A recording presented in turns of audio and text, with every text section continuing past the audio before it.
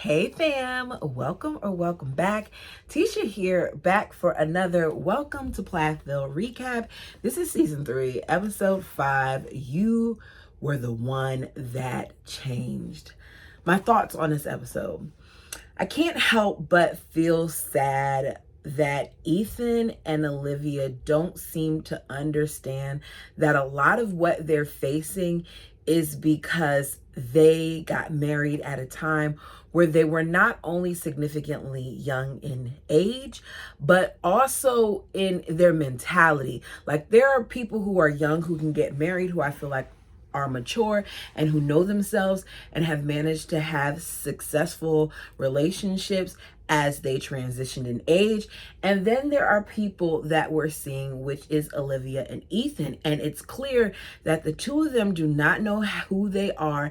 And because they were so young and because they were so sheltered and because they haven't dealt with some of their things first before combining their issues together, in my opinion, they were doomed. That's my opinion. Tell me yours. I said Olivia doesn't seem to recognize how much her changes, not just in her appearance, but her behavior and her personality and what seems to be her future goals, could naturally cause issues in her relationship with her husband. This is a young man that has already admitted that he has problems when it comes to change. This is a young man who has not learned how to properly deal with his emotions because they were never dealt with in his previous home. When they started dating, they connected because of their shared belief system, their values, their goals. They were young. People evolve, things change. But if all of this change happens with one person while the other is still the same and they're not trying to catch up, it's gonna become a problem. They're different. Olivia is not the person that he once married, and it's okay that she's changed.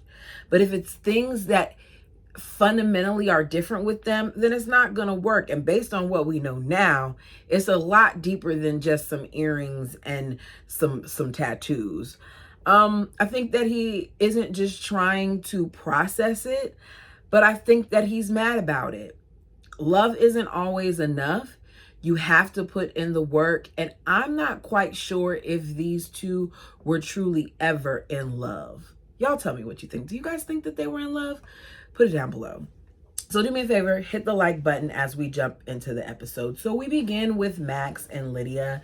They are meeting up to go shopping for the perfect pinky promise ring. Kim doesn't know what they're up to, and of course she wants to know. She doesn't know where they're going, but she trusts Max and Lydia being together. I cannot believe that she trusts Max more than she does Ethan and Olivia. But the fact that I guess she is older. It's not like how it was before, because she did allow for Micah and for Mariah to hang out with them when they were younger, but it's not a thing now. But either way, she trusts her with this boy. She trusts Lydia. She didn't trust the others. He needs Lydia's help because she has more of an idea probably of what Mariah likes. While heading to the jeweler, we find out that Max and Lydia have gotten pretty close. He talks to Lydia on the phone at least once a week about life and mainly about the guy that she likes. Nothing with them has changed, but it's very much so on Lydia's mind because she still hasn't talked to him, even though she thinks about him all the time. She says that her mother keeps wondering if she got too emotionally attached. And Max asked a question that I did, which is, what's wrong if she did? They keep talking about this, but nothing has changed. So it's clear that Lydia doesn't have a whole much going on. So of course she's going to naturally connect him, especially if she doesn't seem to have a whole bunch of friends outside of the one she can text here and there and her siblings. So they arrive at the jeweler with Lydia's grandma's ring in tow. They get the ring size. It's figured out that the pinky finger is a size 3. Lydia suggests looking at a jasper stone because Mariah's middle name is Jasper and she loves it. So they look at they end up deciding to do a Jasper, I think he said a halo ring, and he's gonna have like I Pinky Promise engraved in it. Not once did we hear the price. So Max explains that he wants to get this as a promise that he's gonna be with her, because in the beginning things were rough, but they're now in a much better space, and it's too soon to be all the way committed, but he's showing her he's in it. Lydia points out that, this works for them, but she wouldn't necessarily handle it this way. So back at Ethan and Olivia's place, Ethan is outside doing some landscaping. It's yet another coping mechanism for him. So if he's not dealing with his cars, he's doing things around the house because that helps him when he's stressed or when he's frustrated and he needs to kind of chill out. He is still undecided about whether he wants to move to Tallahassee, because he doesn't know if his relationship is going to even be okay before doing that. He talks about being upset about how he grew up because emotions were not a thing. And because emotions were not a thing, and he's now in a relationship where he's expected to deal with his emotions, he's kind of struggling with it. To figure out how to navigate with all that's going on. He says he wants to make his wife happy, but hearing things like her saying that they may not be right for each other doesn't help him want to jump to make her happy. I get that. I feel like both Ethan and Olivia said things at various points that hurt one another, and there was some truth to it. I just feel like they approached it the wrong way. And because by the time it comes out, it has that hurtful tone to it, it's so negative that I don't even think that they really marinate on it. So we go from that to Mariah being booked for her first singing gig. As promised, Olivia and Micah are there to learn these new songs that she has written. They're going to assist by playing the guitar and the keyboard for her. She doesn't have all the chords written down, but they're going to figure it out. She isn't sure about the structure of the entire song and if there's a bridge or anything else like that, but they're going to figure out that out too. I feel like before she was worried about writing a song, she might have wanted to know like the what it all entails, like the chords and all that other stuff that they were talking about. But it doesn't seem like she really did. She was kind of in La La Land to me, or maybe she wasn't as organized, which is one of the reasons why she wanted Olivia's help in the first place, because she says Olivia is very organized. So they start playing, she's singing, and they pick up where they can. Olivia says she's proud of Mariah's growth. When she thinks about Mariah at first, that she was this young girl that was writing her songs in her closet to vent, and now here she is, putting her stuff out and allowing it to get to the point where other people will hear it. Mariah says she's nervous about telling her parents that they can't come, but she feels like she doesn't really have any other choice. She feels like it's over the top of Olivia to say that they can't be there, but she does get why Olivia may feel that way. I don't understand why Mariah didn't get someone else to play the keyboard if she wanted her parents to be there that badly, because it seems like it's something that she really wants. So Mariah says, look, if it's something that affects her mental health, I don't want to affect her mental health. But I feel like it still puts Mariah in a bad place that she clearly doesn't want to be in. Micah even feels like they should consider Olivia's feelings because Olivia has helped them through a lot and was there for them when their parents were. But I just don't agree with the way that it's all being handled. I think it should be more about Mariah in this situation rather than Olivia. Have your boundaries, play the music, and then leave. Or, it all depends on the size of the venue too. Because if they're in a little room, I guess she doesn't want to be like right there. But at the same point, there are going to be times that you may run into them and you just got to suck it up. Like, I run into people all the time that I don't want to deal with. I remember for my son's graduation, there was a certain individual that was there that has not been there for majority of this time, and yet here you are for this. And I just had to suck it up because it's not about me, it's about my kid. And I feel like that's what I wanted to see, Olivia do, is suck it up because it's not about you, it's about your sister-in-law. So we leave that scene to seeing Micah and Ethan, they attempt to golf. So they find this, golf club, country club, whatever, a place where you can golf, a golf course. And they find out that this facility no longer rents clubs. Neither one of them own any, but Barry does. So Micah's like, look, we could use dad's clubs. I'm going to call mom and find out if we could get them. Ethan isn't really feeling it because he knows if they get those clubs, there's going to be some type of condition. Sorry about the beeping outside. Apparently a delivery truck doesn't know how to back up because it's still going on. It's driving me nuts. Micah decides to call Kim and to ask if they could borrow Barry's clubs and also pick up Isaac so Isaac can join them. So he's on the phone and surprisingly, Kim agrees that Isaac can join them. She's actually excited about the thought of Ethan coming to get him because Kim is trying to find an in. And I'm guessing she feels like if they come, that can be an in. And she possibly, even though Kim gets on my nerves, and I also feel like Kim is very often disingenuous, I do think that she misses her son. I do. I don't agree with Kim. I think Kim is really selfish in a lot of things. But I, as a parent, can't begin to imagine what it would feel like not being able to talk to my child for that long because they've, in essence, told me don't ever call them or text them or anything like that. So Micah wants, she calls. Micah is talking to him and Micah's like, how about, you just drop him off? Because Ethan makes it clear real quickly he doesn't want to go to the house. So how about you just drop him off here and bring the clubs? And she's like, I can't do that. I have a lot of stuff to do, right? Keep that in mind. She can't do it because she has a lot of stuff to do. But later when he goes to pick up his brother, she's not doing anything but sitting there. And she jumps up as soon as he comes in. But you got a lot of stuff to do. I'm just saying. So Micah tells us that he feels stuck in the middle a lot when it comes to his brother and his parents, that he's not trying to take sides because he can see both sides of it. He says, so he's just trying to, still keep both relationships. So Ethan feels like his mom has always tried to control things when they were growing up, much like she's doing now. He says that things were always on her terms, that you were never able to say what you thought and that he didn't have a voice.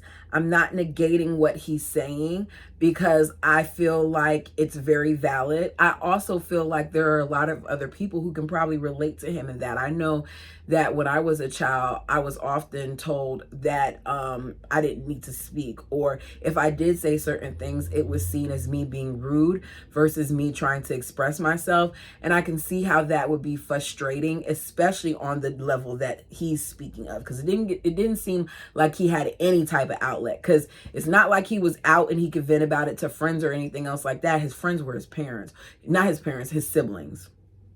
So he says he knows that he's going to have to tell her how he feels at some point, but he doesn't really want to do it if it's a thing where she's not going to be receptive and actually give him like a sincere apology without trying to excuse her behavior.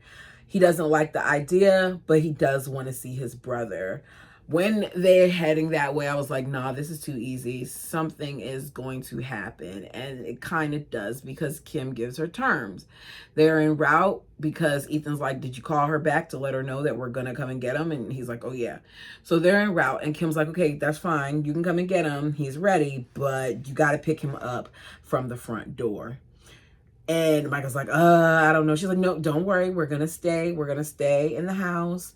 We won't even look out the window. Just pick him up from the front door. In my notes, I said, it's the polite thing to do. It's the respectful thing to do. But to Ethan, this is just another example of her still trying to control the situation. I personally don't see, because this is a sibling, what the difference is between him coming to the door and him meeting his brothers in the driveway. But Ethan didn't even pull up in the driveway. So Ethan is over her crap and says, this is BS. He tells us it's BS. I don't think it's that crazy of a request, but that's just me. You guys tell me what you think. So he is driving and he wastes no time to do a quick U-turn in the middle of the street. I'm talking about the car that's passing in the opposite direction doesn't even get all the way past him before he begins to approach like he's going to do the U-turn. He says he's tired of his mom trying to control things. So Mike is like, look. I can go to the door and you can just stay in the road on the car. They're not going to be looking out the window anyway, so you don't have to worry about it. So Ethan agrees to do that. So Micah goes in. We don't see it, but he gets his brother. When he comes back with Isaac in tow, he tells Ethan it was BS because she jumped up and she asked for you. Kim didn't like the way that they went about it because they kind of tricked her in a way. So Isaac tells us that Micah basically is the reason why he's able to go, because Kim was at first going to be like, no, when he didn't come to the door. But Micah's like, look, not letting Isaac go with us is just going to probably push Ethan further away. And because of that, they let him go. Isaac hopes that Ethan will see that his parents aren't as bad as he thinks because they're allowing him to do this. Like, they're taking baby steps. So we see the three of them. We find out that they haven't hung out together alone in years. I think Ethan said it's been like 4 years since they've been able to all hang out and do something on their own. They arrive at the golf course. Ethan says that this is his first time golfing as an adult. And the three of them have no clue what they're doing. Ethan is first up to putt the ball, and he misses a bunch of times. I don't know if I said that right. Is it putt? Y'all, I'm not a golfer. Correct me down below if I'm wrong. So I don't even do Top Golf. Like, my son does Top Golf all the time. Ask me if I've ever done it. No, I've never even been. Yeah, like, seriously. Never. Every time I'm supposed to go, I don't go. So he misses the ball a bunch of times. They're running back and forth across the green. You just see Ethan and his blonde hair everywhere. They're enjoying the golf cart. They're having a good time. They're not playing well, but it doesn't matter because they've enjoyed each other so much and they all feel like it was a great day. So we go from that to Mariah inviting Kim over to her and Micah's home. Not only is she allowed to come over, but she's able to get a tour. Mariah says she's not concerned anymore about being judged, and that's why she's allowing her to have the tour. I think that Kim, because Kim used to be so opinionated about every little thing that Mariah was doing, which she was a parent, and she is her parent, and she was a minor at the time. She had every reason to feel whatever way that she felt about it. But because she used to say it so much that it used to bother Mariah a lot. And now she's at an age where, or in a place where she feels like they're better. I just feel like it's interesting that, you know, you kicked her out when she was as young as 17. And now here you are trying to show up as what, a friend, because you keep on saying we're friends now. That's your child.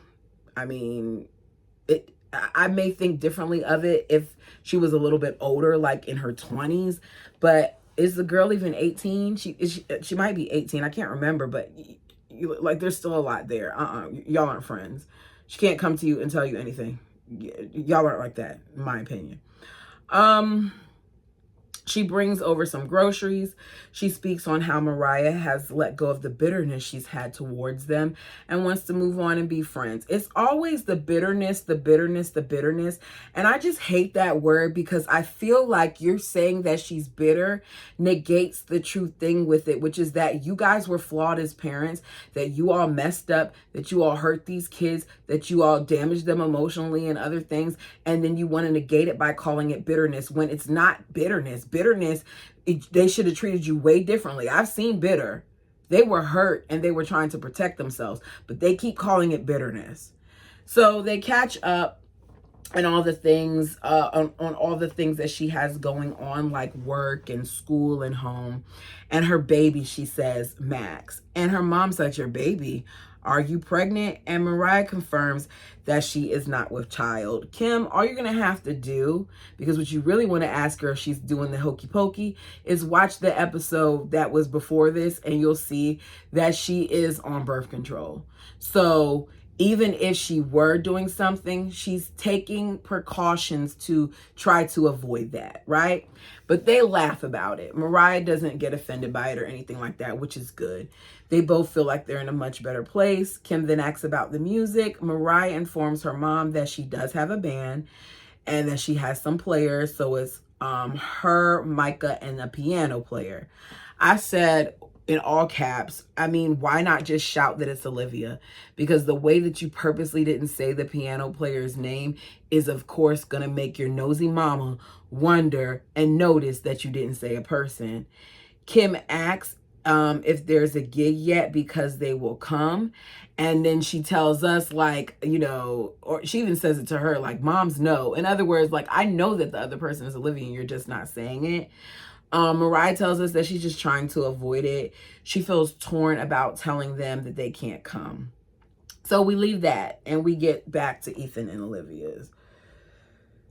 So Ethan walks in from, I'm guessing, work. I think it's from work. And Olivia's packing. She wants out of this small town. Ethan tells her, I think he says he doesn't want to. She wants to talk. So he's like, look, I'm not really good at talking. I personally think he is. I just think that he fears what the reaction is once he actually begins to speak, because he often can't handle a disagreement or a difference in opinion. Just because we don't have the same opinion doesn't mean that we're arguing, but a lot of what they do seems to be argue. So Ethan tells us that he's thought about it. The original goal when they talked about getting married and things of that nature was for them to move within 5 to 10 years. He wants to be able to build in his new place. He wants to be able to do the things in his new place.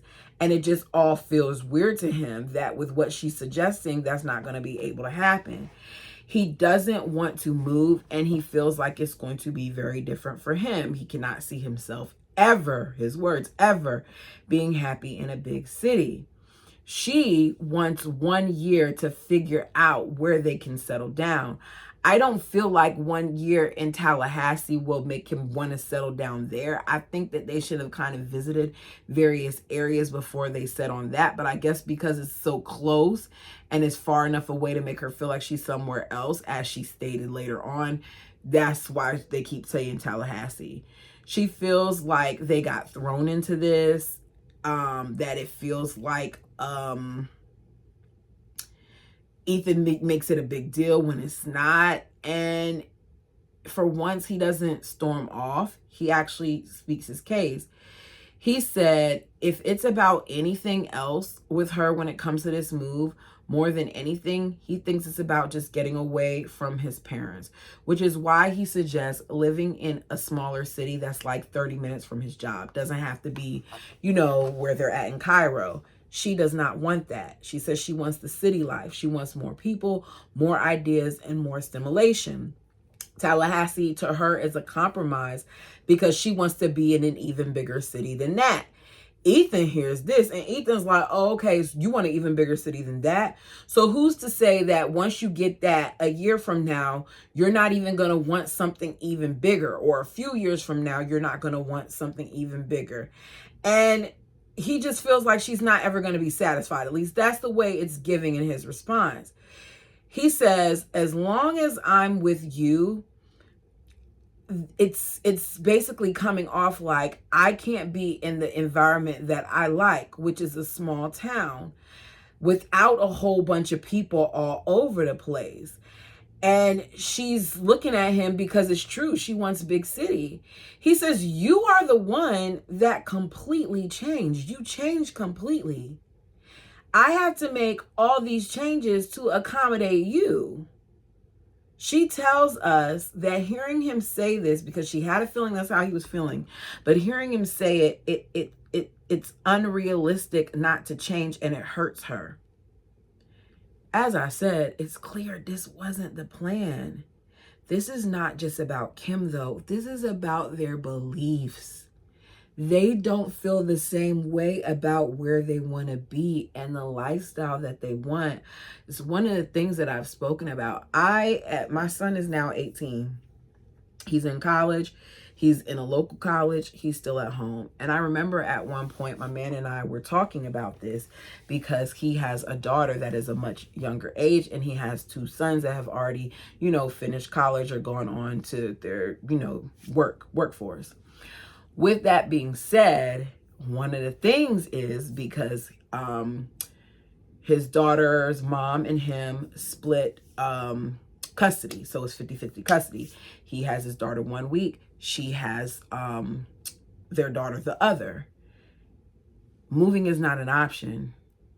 If I want to get out of this state or the area and I want to still be with him, I can't move. But that was something that we discussed very early on. And I feel like the problem is they've had certain discussions very early on that has quickly changed. And it's only been a couple of years because they're 21, 22? So they haven't even been married that long. And all these things are coming up. And it's a problem. So Olivia does agree that she has changed. She feels like he's trying to put her in a box, and he says he's not, but she feels like he is. She's like, just give me a year. Just give me a year, and then we can figure it out. And he agrees to it. Olivia tells him that she's worried that she's outgrowing him. And my last note here is she is. It's not even anything that you got to contemplate, girl. You've outgrown him already, and you know it. Because he does not want to change. Even now, I haven't watched the in-between time, but I don't really feel like Ethan is that different. He's not the goofy guy that we saw in season 1, but he also has some of the same, opinions. He may drink and certain things like that, but the other side of him that's coming out, the way that he's treated Zach and the allegations that have been put out about him and the things that they're not telling us on the show, I can very much so see that that's still something that bothers him. But you all let me know what you thought about this episode. If there's something that I left out that you want to talk about, put it in the comment section below. Like the video as it helps the channel. We are on the road to 3,000 and I hope to get there sooner than later. Check out some of the other content. I already finished Christine Woolley's book. She did a good job. I might have rated it a little too high once I really thought about it, but it was a good book overall, in my opinion. And a lot of the comments in the comment section feel like it was good as well. But I've gotten ratings as low as a 2 and as high as a 5. So you guys, if you haven't done so already, watch it. Let me know what you think. Until next time.